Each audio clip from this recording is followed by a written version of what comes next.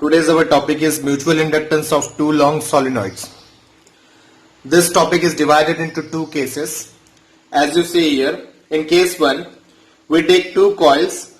The larger coil S2 is wounded over a smaller coil S1. Larger coil radius is R2 and smaller coil radius is R1. In this case 1, we allow to pass a current from coil S2 and try to find mutual inductance which is produced in coil S1 due to this current I2. Clear? So, as you see here, time varying current I2 passing through S2. Let L is equal to length of each solenoid. Length of each solenoid. A is equal to pi R1 square. So it is the area of cross section. Area of cross section of inner solenoid S1. Clear? Now N1 is equal to number of turns for coil S1. This is number of turns for S1 and N2 is equal to number of turns for S2. Now, to find mutual inductance, first we have to find other quantities like magnetic field, then after flux, and then after finally we come to mutual inductance. So, magnetic field set up inside S2 due to I2 is, this is the magnetic field which is produced inside S2 by the passing of current I2. So as we know, magnetic field produced by the solenoid is mu naught Ni. It is mu naught Ni. Clear? Number of turns for the second coil is N2 and current passing from it is I2. This small n is the number of turns per given length. We already know that. So it is mu naught capital N2 by L into I2. This is what the magnetic field produced by the second coil S2. Now we want to find the total magnetic flux linked with the inner solenoid. For that, total magnetic flux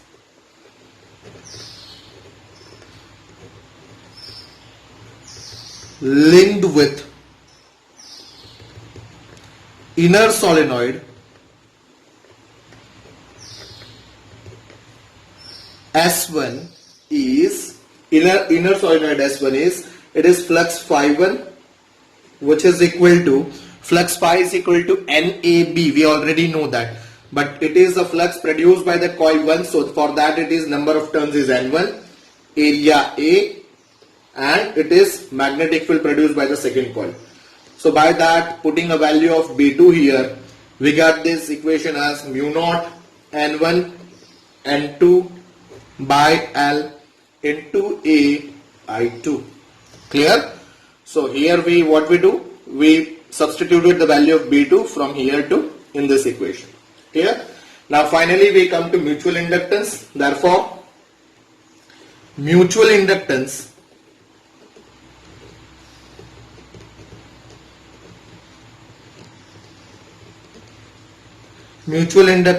of coil 1 with respect to coil 2 is M12, right? This is the mutual inductance with respect to or mutual inductance of coil 1 with respect to coil 2, which is equal to, we already know it is phi 1 by I2. This is the flux produced by the first coil and this is the current which is passing from the second coil. Now putting this value here, we got the final equation as mu naught N1 N2 A by L. So this is the mutual inductance of coil 1 with respect to coil 2. Clear? Case 2. This time we allow to pass a current I1 from coil S1 and want to find mutual inductance of coil S2 with respect to coil S1. Clear? One important note here. From chapter magnetism, we already know that magnetic field outside the solenoid is always zero, which means when we pass a current I1, then the magnetic field B1, which is produced by this coil S1, outside the coil is zero, which means between these two coils magnetic field is zero. There is no magnetic field by the coil S1. The magnetic field produced by this coil S1 is only within the coil S1.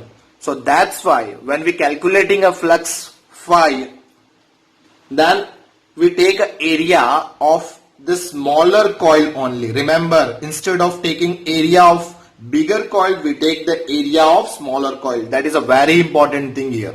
Clear? So let's start to find the mutual inductance. Important note is magnetic field B1 due to I1 is constant inside S1, right? But zero between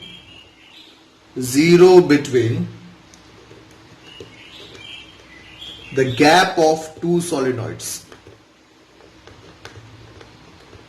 As I told you, between these two gap of solenoid there is no magnetic field. Magnetic field by this current in the coil is only within the coil. Outside the coil there is no magnetic field. So magnetic field by the coil 1 is again mu naught N1 I1, which is equal to mu naught capital N1 by L into I1. Clear?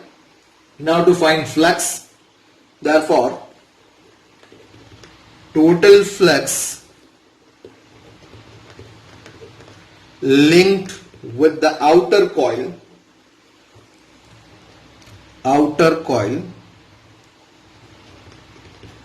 S2 is, it is flux phi 2 is equal to N2A B1, which is equal to, by putting a value of B1 from this to here, we find it is mu naught N1 N2 I1 by L into A.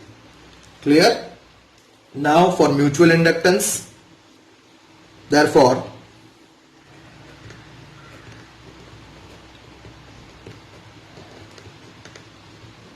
mutual inductance of coil 2 with respect to coil 1 is, it is M21 is equal to phi 2 by I1. By putting a value of flux phi 2, we get the final form, that is mu naught N1 N2 A by L.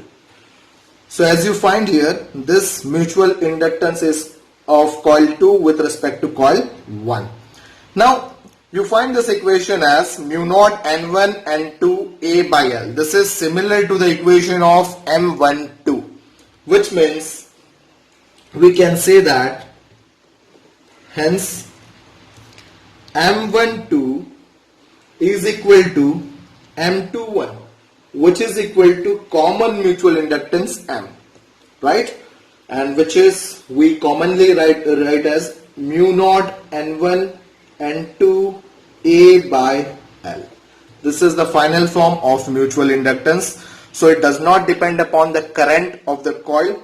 Whatever a current passing from which one of coil, it doesn't matter. The mutual inductance between the two coil is always mu naught N1 N2 A by L. This A is the area of the smaller coil always. Remember, this A is area of the smaller coil. Thank you.